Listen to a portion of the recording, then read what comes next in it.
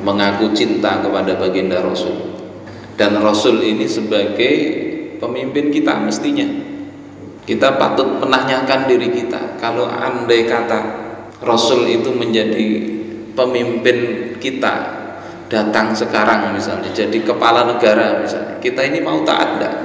Atau enggak usah kepala negara, jadi pemimpin partai gitu kita mau enggak itu dipimpin Rasul?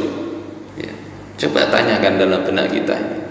Dan kira-kira umat Islam yang begitu cinta ngakunya kepada Rasul mau enggak kalau partainya dipimpin Rasul, atau kepala negaranya itu Rasulullah, atau kepala daerahnya Rasulullah? Ya, mungkin kalau kita jawab sekilas mungkin kita akan katakan sangat mau, sangat mau.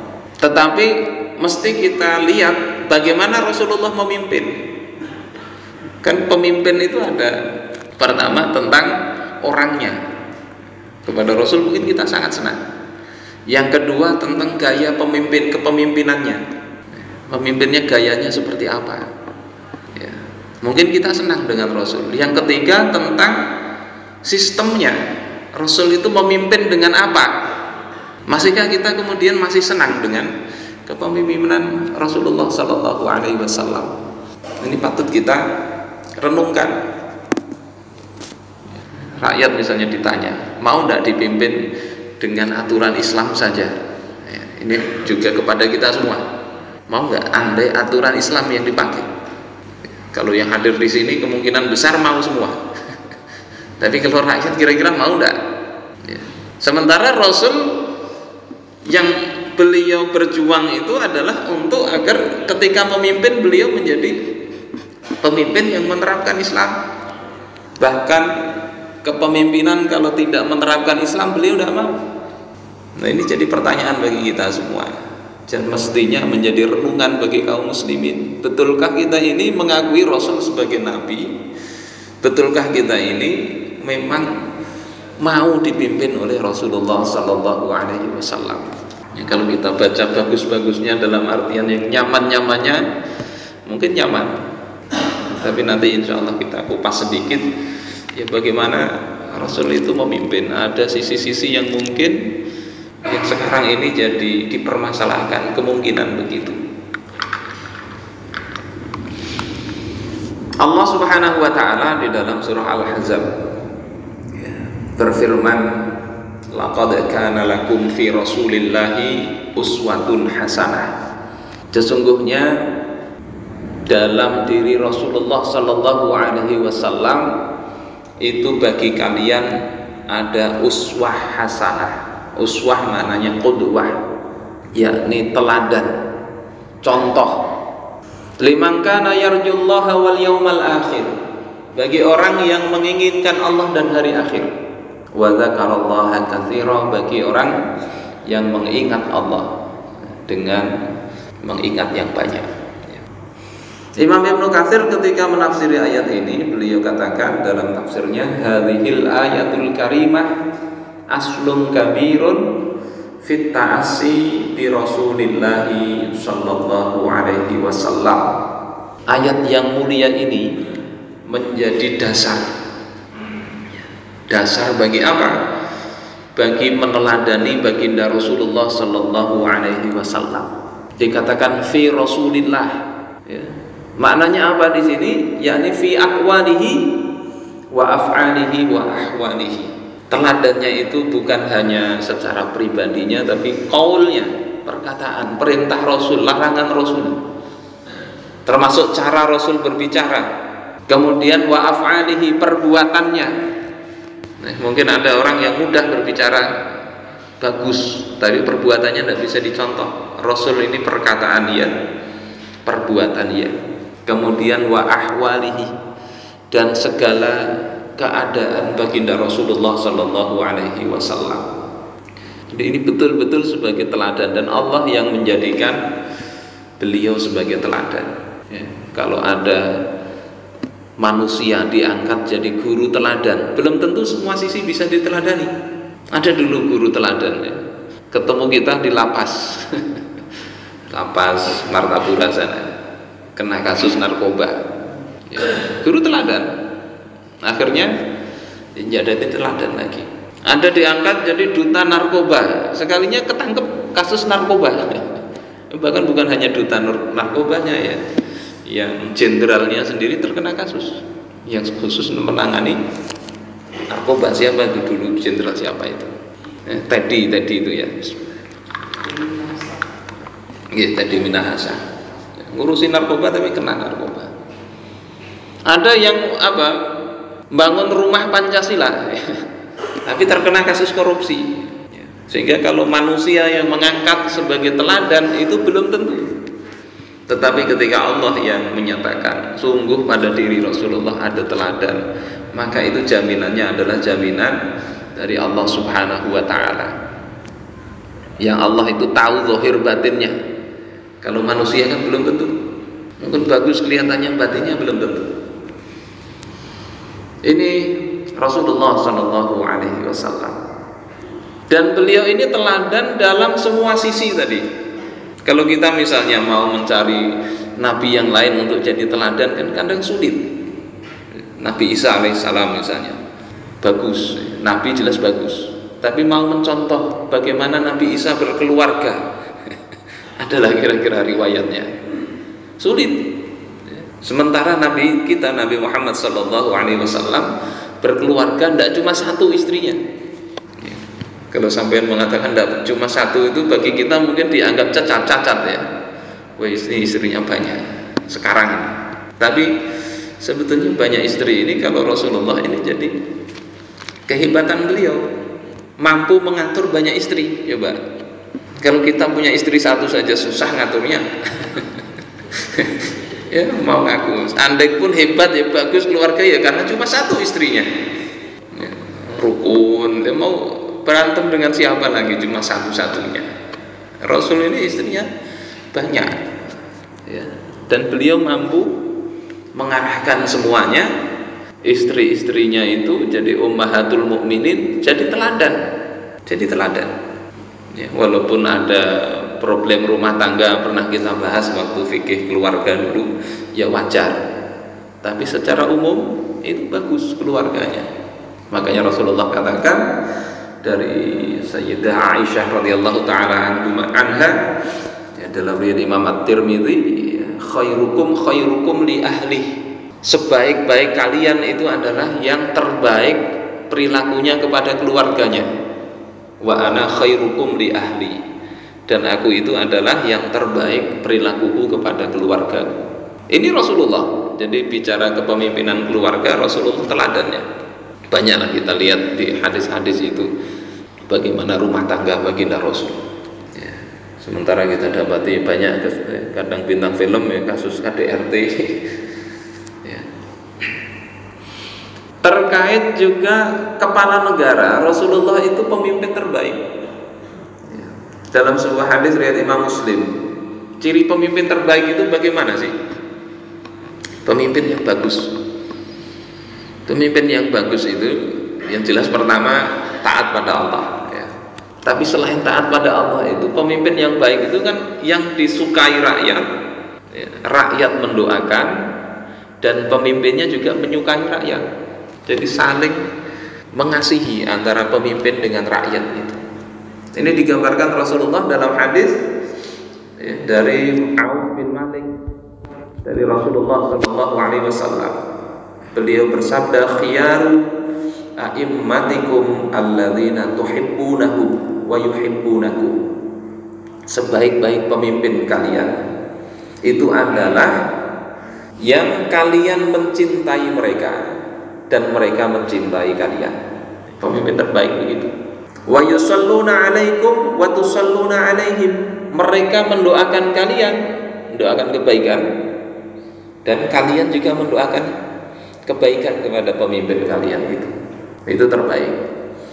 Kemudian wasyiraru a'immatikum alladzina tubghidunahum wa yubghidunakum. Seburuk-buruk pemimpin itu adalah yang kalian membencinya dan pemimpin itu juga membenci kalian. Wa tal'anunahum wa yal'anunakum. Kalian melaknat mereka, mereka juga melaknat kalian. Ini buruk pemimpin kalau begitu.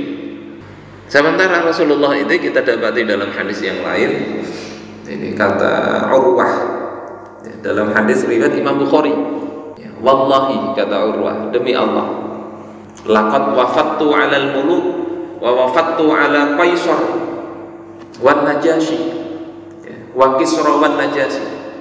Sungguh kata Urwah, aku ini sudah banyak mengunjungi para raja, mengunjungi para kaisar, mengunjungi Kisra. Kisra itu daerah Persia, kaisar ini Romawi. Para raja banyak dikunjungi. Wan Najasyi, dan juga raja di daerah Afrika. Wallahi demi Allah kata Urwah, in ra'aitu malikan qattu yu'azzimuhu ashabuhu ma yu'azzimu ashabu Muhammadin sallallahu alaihi wasallam Muhammadan.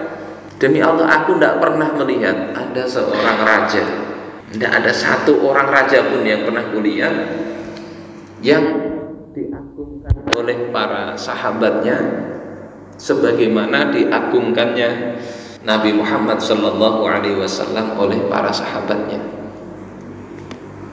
Jadi hubungan penguasa dengan rakyat itu tidak pernah, kata Allah, seperti hubungan Rasulullah dengan rakyatnya.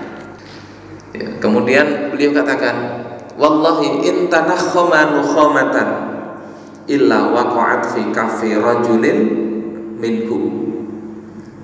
Demi Allah kata Allah, ini di Sahih Bukhari ini ya, di Sahih Ibnu Hibban juga ada. Ini redaksi di Sahih Bukhari. Demi Allah, tidaklah Rasulullah itu keluar ya, ingus, kecuali apa? Sahabat itu bisa mengambilnya. Ya, ini kadang agak gimana, tapi ingusnya Rasul tidak seperti kita. Ya, keringatnya Rasul juga harum. Ya, mungkin karena tadi kebiasaan beliau bersih dan sering pakai minyak wangi. Dan itu diusapkan ke kulit mereka, ke kulit para sahabat. Wa idza amarahum ibtadaru amrahum. Kalau Rasul menyuruh mereka, mereka itu bersegera untuk melaksanakan apa yang diperintahkan Rasul. Kalau kita kan diperintahkan kadang nunggulah saat terakhirnya. Kapan terakhirnya aja. Jangankan untuk kepentingan orang lain, untuk kepentingan diri sendiri pun kadang nunggu detik-detik terakhir. Suruh mengirimkan berkas untuk dapat pencairan tunjangan. Ya Pak Romzi ya, ngumpul berkas dapat tunjangan, itu pun nunggu detik-detik terakhir itu ditagihin ya. Kalau sahabat Nabi tidak, itu mereka bersegera. Wa idza tawaddu'a kadu yaqtatiluna ala wudu'ihi. Ya, kalau Rasul wudu itu, sahabat itu bisa mencari bekas wudunya Rasulullah sallallahu alaihi wasallam. Ya, wa idza takallama khafadu aswatahum indahu. Kalau Rasul berbicara, mereka semua itu pada diam. Ya, para sahabat. Ini Rasulullah sallallahu alaihi wasallam. Kata Urwah bin Zubair, berarti apa? Keponakannya Sayyidah Aisyah. Bapak Ibu sekalian yang dimuliakan Allah Subhanahu wa taala, karena itu sebetulnya Rasul ini bahkan dalam hal pasukan pun ya, beliau ini menjadi teladan. Beliau pemberani, tidak kemudian nyuruh orang saja ya. Beliau ini sebagai orang terdepan. Dan ini kira-kira kalau seperti ini yang diceritakan bagus ya, senang semua pasti itu. Oh, ini Rasul begitu ya. Di perang Ahzab itu diceritakan di dalam tafsir Al-Qurtubi ya, di antara perilaku Rasulullah sallallahu alaihi wasallam. Perang Ahzab itu kan perang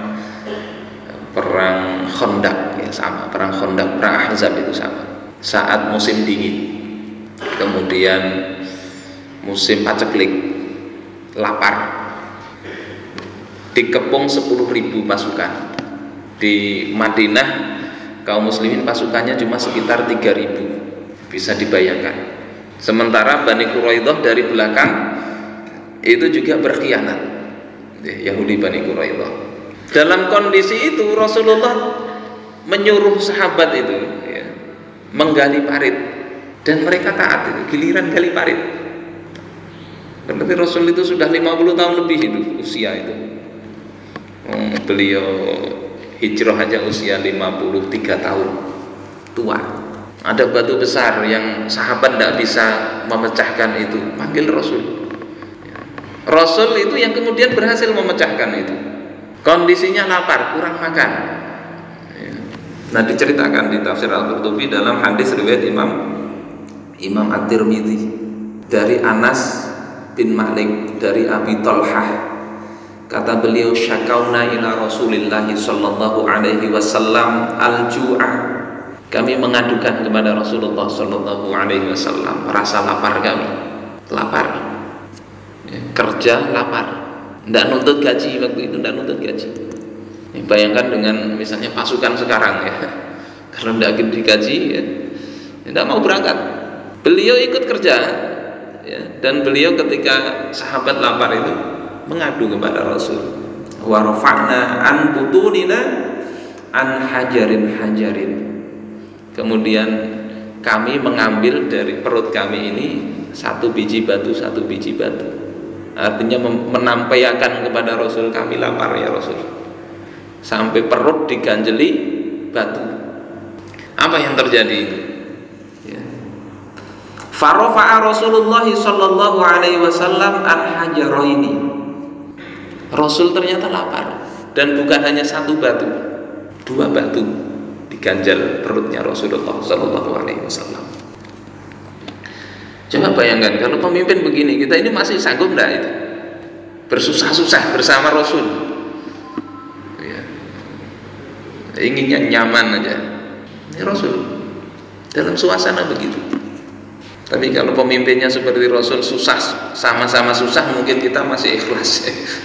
Jadi masalah ini rakyat yang susah, pemimpinnya menghambur-hamburkan duit. Ini yang memang jadi semakin sakit. Ketika sama-sama seperti Rasul itu kan mudah, rakyat itu juga faham. Zaman Abu Bakar faham, karena Abu Bakar juga sama kondisinya. Zaman Sayyidina Utsman ini karena Sayyidina Utsman kaya, jadi rakyat ini kadang agak ini juga. Sementara Sayyidina Utsman ini sering memberi harta kepada keluarganya, itu dipermasalahkan. Sehingga pemimpin ini ya memang tidak pantas kalau terlalu bermewah-mewah, tidak pantas meskipun kaya. Ini contohnya kayak Sayyidina Utsman itu. Beliau padahal tidak mewah juga ya, tidak mewah, tapi memang banyak harta. Sejak masa perjuangan beliau itu sudah memberikan kontribusi yang besar terhadap perjuangan Rasulullah, tapi tetap kaya. Ngasih keluarga bukan dari harta negara tapi dari harta pribadinya. Itu pun masih dipermasalahkan rakyat, ada yang mempermasalahkan, ada yang mengompori. Nah, ini pintar-pintar kita lah. Bapak ibu-ibu sekalian yang dimuliakan oleh Allah Subhanahu wa taala, itu Rasul yang teladan seperti itu. Kira-kira kalau seperti itu kita patut juga merenungi, sanggup enggak kita kalau pemimpin Rasul itu seperti itu. Terus sebelum Rasulullah itu berhasil menegakkan Islam di Madinah, itu perjuangannya juga berat. Andai misalnya itu sampean punya partai sampean ini pimpinannya Rasul, kemudian banyak lobby-lobby politik ditawari macam-macam, ya, bismillah. Dan kemudian tidak mau, kira-kira ya, sebagai bawahan balelo enggak. Sementara itu Rasul, sahabatnya itu digencet, dipersekusi. Kalau kita lihat ketika Rasul itu menyampaikan dakwah secara terang-terangan, memimpin masyarakat untuk menegakkan Islam, itu kan awal-awal orang-orang kafir Quraisy itu tidak begitu menganggap bermasalah, dibiarin aja, asal tidak ganggu. Tapi lama-lama ketika besar, banyak orang makin berbondong-bondong masuk Islam, mereka akhirnya gerah juga, sehingga mereka melakukan berbagai macam upaya untuk menghentikan dakwah itu. Mulai upaya bujukan, ya, mendatangi Abu Thalib, membujuk Abu Thalib untuk menghentikan dakwah Rasul. Rasul tidak bergeming, tetap. Setelah itu apa? Mendatangi Abu Thalib lagi, menawarkan ini loh keponakan engkau tidak bisa engkau cegah, sudah berikan kepada kami selesaikan. Kamu perlu bantuan tenaga, kami berikan. Pemuda namanya Ammarah bin Al-Walid bin Al-Mughirah. Jadi pemuda yang gagah, kalau engkau ini ambil engkau sebagai anak untuk bantu-bantu engkau. Muhammad serahkan kepada kami. Abu Thalib mengatakan, ini buruk sekali, anakmu engkau berikan kepada kami untuk kuberi makan, sementara anakku, yakni keponakannya, engkau minta untuk kalian bunuh. Tidak berhasil. Yang ketiga datang kepada Abu Thalib ngancam.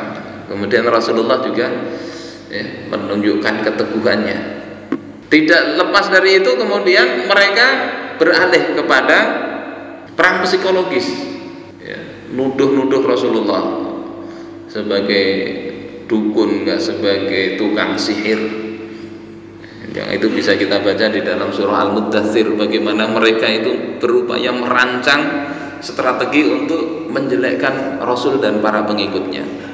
Ternyata Allah Subhanahu wa taala menjadikan dakwah tetap berjalan, tambah banyak, hingga akhirnya mereka melakukan upaya langsung. Kalau awalnya pakai lewat Abu Thalib suruh bujuk Nabi, akhirnya mereka kirim orang yang paling hebat di antara mereka, yakni Utbah bin Rabi'ah, pemimpin kaum Quraisy waktu itu, dikenal dengan Syekhul Jahiliyah oleh Imam Az-Zahabi di dalam Siyaru A'lamin Nubala. Utbah bin Rabi'ah, mertuanya Abu Sufyan, bapaknya Hindun, jadi tokoh besar di Quraisy. Dan ini tokoh pemimpin yang menjadi pemimpin karena memang punya kredibilitas personal. Orangnya itu memang kesatria, pinter dan bijak waktu itu, pinter, bijaksana, tanpa money politik. Di Syiarul Alamin Nubala dikatakan, pemimpin di masa jahiliyah yang tanpa harta itu adalah Utbah bin Rabi'ah. Satu lagi dalam riwayat yang lain itu Abu Thalib. Jadi pemimpin tidak ada money politik, bukan karena kaya itu tadi. Utbah bin Rabi'ah ini yang kafir, kemudian Abu Thalib pamannya baginda Rasul, orang yang ditaati oleh kaumnya, datang kepada Rasulullah SAW, membujuk Nabi, oleh Nabi dibiarin aja. Setelah selesai ngomong, Nabi bacakan Al-Quran, surah Fussilat, ayat 1 sampai ayat 37, surah Fussilat, beberapa lembar dibacakan itu. Akhirnya Utbah ini merasa ini bener, tapi mau masuk Islam tidak berani, karena kaumnya itu. Utbah dianggap gagal. Akhirnya apa? Orang-orang kafir Quraisy ini mengumpulkan, mungkin Utbah ini cuma sendirian, agak kurang mantap. Akhirnya dikumpulkan para pemimpin kafir Quraisy. Ada sekitar 13 orang. Mereka ba'da maghrib itu ngumpul di dekat Ka'bah, kemudian mengirim utusan kepada Nabi Muhammad bahwasanya para pemimpin telah berkumpul untuk berbicara dengan engkau. Nabi segera datang ke mereka. Lobby-lobby tingkat tinggi kalau ini sudah antar kepala partai. Rasul itu segera datang itu karena apa? Berharap mereka itu segera masuk Islam. Akan tetapi ternyata ketika datang mereka mengatakan, ya Muhammad, wahai Muhammad, inna qad ba'atsna ilaika linukallimak. Sesungguhnya kami telah mengutus seseorang kepada engkau untuk berbicara dengan engkau. Wa inna wallahi ma na'lamu rajulan minal arab adkhala ala qaumihi misla ma adkhalta ala qaumik. Demi Allah, kami tidak pernah tahu ada orang Arab yang memasukkan faham kepada kaumnya seperti faham yang kau masukkan ini. Tidak ada itu. Tidak ada sejarahnya orang Arab itu perilakunya seperti engkau ini. Laqad syatamtal aba, engkau telah mencaci maki nenek moyang kami. Ini bahasanya Nabi dikerubuti orang banyak tadi, mencaci maki nenek moyang, padahal Rasulullah itu ya tidak begitu. Rasulullah cuma menjelaskan bahwasanya ya ketika mereka diajak taat pada Allah, mereka alasannya nenek moyang. Sehingga di dalam Al-Qur'an itu dikatakan awalau kana abauhum la yaqiluna syai'aw wa la yahtadun. Apakah kalau bapak mereka itu tidak ngerti dan tidak mendapatkan petunjuk, mereka juga akan ikut bapak moyang mereka. Jadi Nabi itu begitu datang, yang berharap mereka itu mau beriman lah, tapi ternyata tidak. Dituduh engkau ini telah mencaci maki nenek moyang kami. Wa ibta ad-din, engkau mencela agama nenek moyang kami. Wa syatamtal alihah, engkau telah mencaci Tuhan-Tuhan kami. Padahal Nabi sebetulnya tidak mencaci, cuma menjelaskan itu bukan Tuhan. Patung yang kalian sembah misalnya di dalam Al-Quran, la yakhluqu dzubaban walau ijtama'u lah. Ungkapannya kan begitu. Tuhan yang kalian sembah itu tidak bisa membuat lalat meskipun mereka bersatu padu. Ini kan ungkapan yang sebetulnya bukan mencaci, ngajak mikir. Tetapi mereka katakan itu mencaci. Jadi biasalah begitu itu ya. Kadang namanya bahasa kita jelasin baik-baik itu dituduh macam-macam biasa. Orang Nabi sendiri yang bahasanya terbaik, Al-Qur'an sendiri itu dituduh macam-macam. Wasyaffahta al-ahlam, engkau membodoh-bodohkan mimpi-mimpi kami, keinginan kami, cita-cita kami. Wa farraqtal jamaah, engkau Muhammad telah mencerai-beraikan kesatuan jamaah. Fama baqiya amrun qabihun illa qad ji'tahu fima bainana wa bainak. Tidak ada perkara buruk ya, tidak ada satu perkara buruk pun kecuali engkau datangkan kepada kami. Engkau ini bawa keburukan, semua keburukan engkau bawa, tidak ada yang tersisa. Fa in kunta innama ji'ta bihadzal hadithi tatlubu bihi malan. Kalau engkau wahai Muhammad, engkau membawa dakwah seperti itu, seruan seperti itu, yang engkau ingini itu adalah harta, jama'na laka min amwalina, maka kami akan kumpulkan harta-harta kami, hatta takuna aktsarona malan, hingga engkau menjadi orang yang paling banyak hartanya di antara kami. Tawaran ini sebetulnya sudah disampaikan Utbah bin Rabi'ah, cuma sendirian. Utbah sendirian. Sekarang ini mereka datang rombongan. Kami sepakat kalau engkau mau jadi ingin harta kami kumpulkan. Wa in kunta innama tatlubu bihi syaraf fina fa nahnu nusawwiduka alaina. Kalau engkau itu yang kau cari itu adalah kemuliaan di tengah-tengah kami, maka kami akan jadikan engkau adalah pemimpin kami. Ini juga sama, pernah disampaikan Utbah juga. Wa in kunta turidu bihi mulkan malaknaka alaina. Kalau engkau ini ingin kerajaan, ingin kekuasaan, kami angkat engkau jadi raja kami. Jadi ini tawaran tidak sekedar engkau jadi calon wakil, ini jadi penguasanya. Awalnya tawaran ini disampaikan satu orang pemimpin mereka. Kalau satu orang kan mungkin masih mikir-mikir ya. Ini jangan-jangan kata bahasa sekarang apa? Ngeprank. Jangan ngeprank, nawar-nawari, kemudian ketika kemudian baru diekspos, ini loh ternyata ingin kekuasaan. Nggak dikasih kan. Awalnya kalau Utbah itu mungkin masih bisa begitu, nawari mungkin masih maksudnya ngeprank itu. Kalau kemudian Rasulullah mau, pasti diekspos, ini loh keburukan Nabi Muhammad, ingin harta, ingin kekuasaan. Tapi ini serius, ini semua datang. Wa in kana hadzal ladzi ya'tika ri'yan tarahu qad ghalaba 'alaika. Jika yang datang kepada engkau itu adalah hantu, ya jin yang merasuk kepada engkau dan mengalahkan engkau. Badalna laka amwalana fi talabit tibbi laka hatta nubri'aka min. Maka kami akan keluarkan harta kami mencari dokter, mencari tabib untuk mengobati engkau. Ini kan kadang sering dapat wahyu. Kalau yang engkau lihat itu adalah jin atau apa, kami carikan supaya engkau sembuh. au nu'dhira fika ya. Ini Rasulullah dapat tawaran ini bolak-balik. Yang terakhir ini ya ini, mereka pemimpinnya itu berkumpul memberikan tawaran yang sama. Apa jawab Rasulullah Sallallahu Alaihi Wasallam? Kalau kita pikirkan sekarang, ini kan tawaran yang memang dicari-cari juga ya. Tidak peduli mau apa warnanya, asal bisa maju, itu yang dicari. Tapi Rasulullah Sallallahu Alaihi Wasallam yang beliau pentingkan itu, mau mimpin itu pakai apa?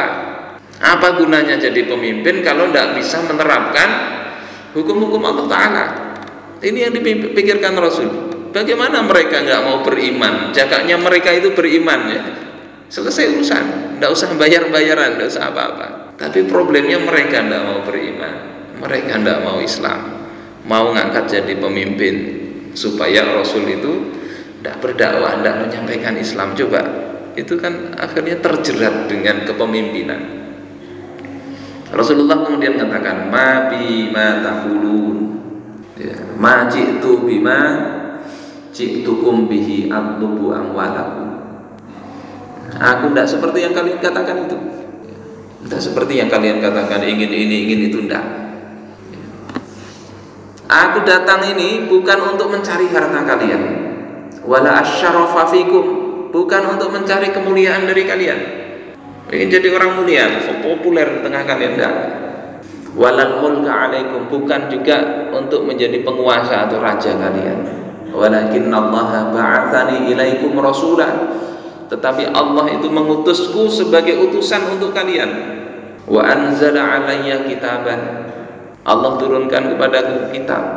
Wa amaroni an akuna lakum basyiran wa nadhira, Allah perintahkan aku itu untuk menjadi pemberi peringatan, pemberi kabar gembira kepada kalian. Faballaghtukum risalati rabbi, maka aku sudah sampaikan risalah dari Tuhanku. Wa nasahtu lakum, aku sudah nasihati kalian. Fa in taqbalu minni ma ji'tukum bi fa huwa hadzukum fid dunya wal akhirah. Kalau kalian terima apa yang kusampaikan dariku, maka itu bagian keberuntungan kalian dunia dan akhirat.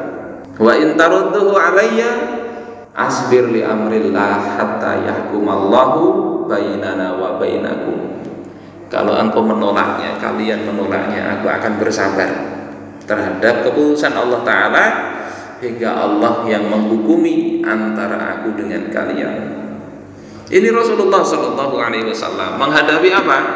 Kalau sekarang kan lobby politik ini ya, antara memenangkan Islamkah atau memenangkan diri sendiri. Jadi pemimpin tapi nggak mau pakai Islam. Rasulullah memilih tetap pada poros dakwah beliau, yang akhirnya setelah ini kita lihat di dalam sirah itu mereka makin melunjak ya. Akhirnya minta macam-macam. Kalau Tuhan engkau benar, kita ini kan hidup di daerah yang sempit, coba itu suruh gunung itu loh digeser supaya kita ini luas. Kita hidup dalam kondisi sulit, coba itu suruh keluarkan emas dan perak dan seterusnya. Itu banyak, itu panjang, bisa dibaca di kitab sirah itu. Dan intinya Rasulullah Shallallahu Alaihi Wasallam itu teguh memimpin itu ya dengan aturan-aturan Allah Subhanahu Wa Taala hingga kemudian Allah turunkan pertolongan kepada beliau. Orang kafir Quraisy ketika itu mentok semua, mereka akhirnya berkomplot untuk membunuh Nabi, hingga kemudian terjadi peristiwa hijrah itu ya, ceritanya begitu. Ini mungkin beberapa poin yang untuk mengingat kita kembali ya, mengingatkan bagaimana baginda Rasulullah SAW yang mestinya kita teladani dalam segala aspek kehidupan beliau. Baik, ini mudah-mudahan bermanfaat. Ada pertanyaan? Kalau tidak ada, kita cukupkan dengan sama-sama membaca doa kifarah majelis.